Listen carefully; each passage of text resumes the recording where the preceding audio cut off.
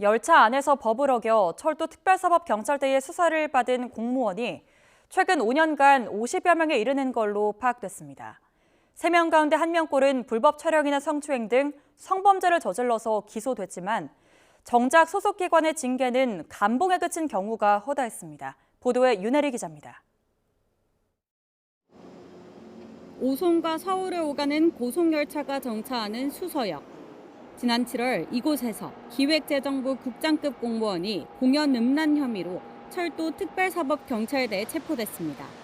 술에 취한 채로 자신의 신체 부위 일부를 노출하자 같은 칸에 있던 승객들이 신고한 겁니다.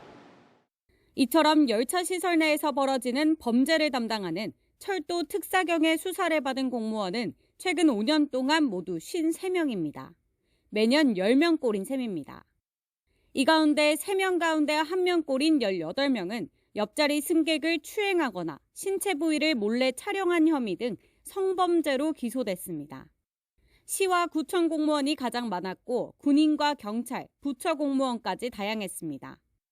특히 아이들 교육을 담당하는 교사가 아동 등을 상대로 성추행을 저질러 수사를 받은 건도 3건이나 있었습니다. 하지만 소속기관에서 내린 처벌은 솜방망이에 그치거나 수사 현황 자체를 파악하지 못한 경우도 허다했습니다. 지난 2019년 KTX에서 옆자리 승객을 추행한 법원 공무원이 받은 처분은 벌금 80만 원과 감봉 3개월에 그쳤고 현재도 같은 법원에 다니는 것으로 확인됐습니다. 또 아동 청소년 성보호법 위반으로 벌금 2천만 원을 선고받은 육군 중위는 정직 1개월 처분에 그쳤습니다. 소속 직원이 특사경 수사를 받았던 그런 사실이 있는데도 징계 절차를 밟기는커녕 해당 사실을 제대로 파악도 못하고 있는 그런 기관도 많았습니다.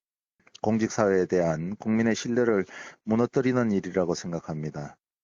각 부처와 정부기관이 관련 수사 현황을 철저히 관리해 엄벌하는 등 공직기강을 확립해야 한다는 지적이 나올 수밖에 없습니다. YTN 윤혜리입니다.